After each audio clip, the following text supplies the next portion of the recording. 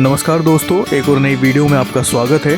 और आज हम लोग आए हुए हैं मैहर की माँ शारदा भवानी के दर्शन करने के लिए मध्य प्रदेश के सतना ज़िले के मैहर शहर में। मैहर में माता शारदा भवानी का जो स्थान है वो त्रिकूट पर्वत के ऊपर है, जो कि लगभग 600 मीटर की ऊंचाई पर स्थित है। तो हम लोग भी माता शारदा भवानी के दर्शन करने के लिए मंदिर में प्रवेश कर रहे हैं। हम अभी जो डोली है उसका यूज़ करेंगे। वैसे तो यहाँ पर 1000 से ज़्यादा सीढ़ियाँ हैं जिन्हें चढ़कर भी आप मैहर की माँ शारदा भवानी के दर्शन के लिए ऊपर जा सकते हैं, पर हम लोग यहाँ पर डोली का इस्तेमाल करने वाले हैं और डोली के थ्रू ही हम लोग ऊपर जाएंगे और माँ शारदा भवानी के दर्शन करेंगे। डोली में बैठने के लिए भी भक्तों की काफ़ी भारी भीड़ यहाँ पर देखने को मिलती है। सभी लोग यहाँ पर लाइन लगाकर खड़े हुए हैं, अपनी बारी का इंतज़ार कर रहे हैं। यहाँ पर रोपवे में बैठने के लिए काफ़ी लोगों ने लाइन लगाई हुई है और एक एक करके लोग आगे बढ़ते जा रहे हैं। तो हम लोग भी धीरे धीरे आगे बढ़ेंगे और रोपवे से कैसा व्यू दिखाई देता है वो भी मैं आपको आगे दिखाऊंगा। बात करें मैहर माता मंदिर की, जो मैहर रेलवे स्टेशन है वहाँ से जो डिस्टेंस है वो लगभग 5 से 6 किलोमीटर की है। और आप बाय टैक्सी, ऑटो या जो प्राइवेट साधन होते हैं आप उनका इस्तेमाल करके भी मंदिर तक आसानी से आ सकते हैं। अगर आप यहाँ पर आकर रुकना चाहते हैं तो आपको मैहर माता मंदिर के आसपास के क्षेत्र में कई होटल, धर्मशाला वगैरह देखने को मिल जाती हैं, जहाँ पर आप पता करके अपने बजट के हिसाब से स्टे कर सकते हैं। तो रोपवे में बैठने का हमारा भी टर्न जो है वो आ चुका है और हम लोग भी रोपवे में बैठ रहे हैं। और मैं आपको दिखाता हूँ यहाँ से जब रोपवे में बैठ के हम ऊपर जाते हैं तो कैसा व्यू दिखाई देता है। बाहर का नज़ारा कुछ ऐसा है, ये देखिए। और आपको मैं एक चीज़ और बता देता हूँ, यहाँ पर आप रोपवे और सीढ़ी दोनों का इस्तेमाल कर सकते हैं। यहाँ पे जो सीढ़ियाँ हैं उनकी जो संख्या है वो लगभग 1063 यानी कि 1063 स्टेयर्स यहाँ पर बताए जाते हैं। तो आप उनसे भी यहाँ पर आ सकते हैं मंदिर के ऊपर। मैहर की माता शारदा भवानी का ये मंदिर जितना चमत्कारिक है उतना ही रहस्यमय भी है। पुराणों के अनुसार जब माता सती के अंग अलग अलग स्थानों पर गिरे उन्हें शक्तिपीठ कहा जाने लगा। उसी क्रम में यहाँ पर माता सती का जो हार था, उनके गले का हार इस पर्वत पे आके गिरा था, इसीलिए इस स्थान को मैहर के नाम से जाना जाता है। वैसे तो माता का ये स्थान सतयुग से यहाँ पर माना जाता है, लेकिन मंदिर में स्थापित माता की जो मूर्ति है वो 1500 साल पुरानी मानी जाती है। तो हम लोग भी अभी मंदिर की पहाड़ी के ऊपर आ चुके हैं और लाइन में लगे हुए हैं। अभी आप लोग ये देखिए कि आम दिनों में भी मैहर की शारदा भवानी के इस मंदिर में भक्तों की भारी भीड़ देखने को मिलती है। और ऐसा बताया जाता है कि नवरात्रि के समय भक्तों की इतनी भीड़ होती है कि प्रशासन के लिए भी उसे संभाल पाना थोड़ा मुश्किल हो जाता है। तो हम लोग भी लाइन में लगते हुए मंदिर के पास तक पहुंच चुके हैं। मंदिर के पास तो पहुंच गए हैं, लेकिन अभी भी यहाँ पर लाइन लगी हुई है। मैं आपको दिखाता हूँ किस तरह से लोग लाइन में खड़े हुए हैं माता के दर्शन करने के लिए। और दर्शन करने के लिए बहुत कम ही समय मिलता है, थोड़ी सी देर में लोगों को दर्शन करके वहाँ से हटना होता है। देखिए मेरे सामने आपको कितनी लंबी लाइन दिखाई देगी। अभी हम लोग काफ़ी पीछे हैं, लाइन भी लंबी है। और यहाँ पर जगह जगह पे ये भी लिखा हुआ है कि मंदिर के अंदर कैमरा अलाउड नहीं है। तो देखते हैं हम वीडियो अंदर की बना पाते हैं या नहीं।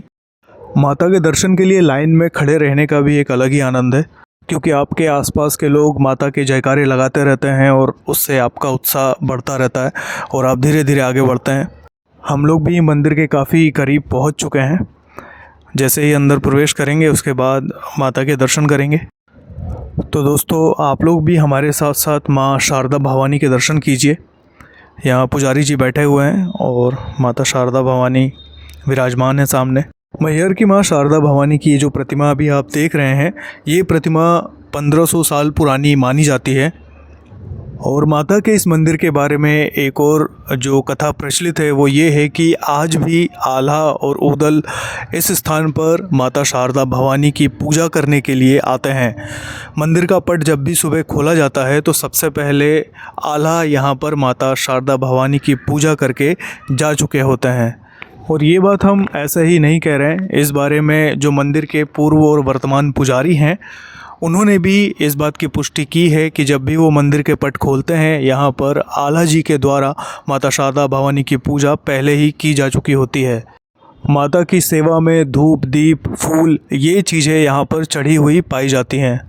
मंदिर के पुजारी जी ये बताते हैं कि जब भी वो सुबह 4 बजे यहाँ पर आकर माता का पट खोलते हैं तो उन्हें ये चमत्कार देखने को मिलता है।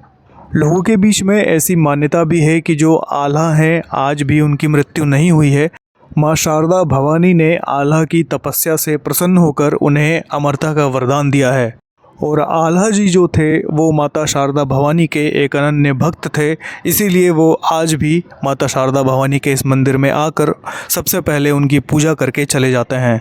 माँ शारदा भवानी मंदिर के जो पूर्व पुजारी जी थे पंडित देवी प्रसाद जी, उन्होंने ये तक बताया है कि यहाँ पर उन्हें एक बार बहुत ही विचित्र प्रकार का फूल माँ शारदा भवानी के चरणों में चढ़ा हुआ मिला था और ऐसा फूल उन्होंने अपने जीवन में कभी नहीं देखा था।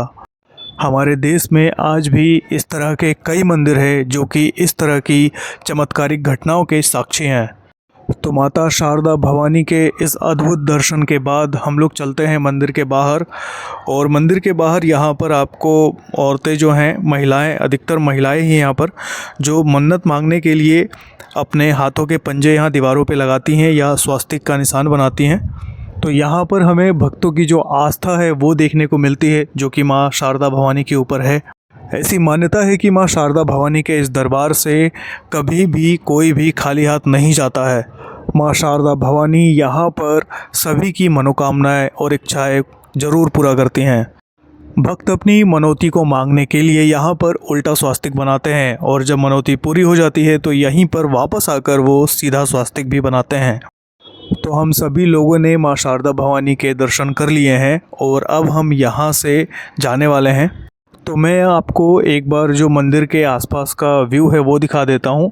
मुख्य मंदिर के आसपास यहाँ पर आपको छोटे छोटे कई अन्य मंदिर भी देखने को मिल जाएंगे जहाँ पर पुजारी जी बैठे रहते हैं और आप उनसे प्रसादी वगैरह ले सकते हैं। मंदिर के अंदर समय समय पर प्रसाद का वितरण भी किया जाता है और उसी तरह का एक यहाँ पर भी स्टॉल लगा हुआ है जहाँ लोगों को प्रसाद दी जा रही है।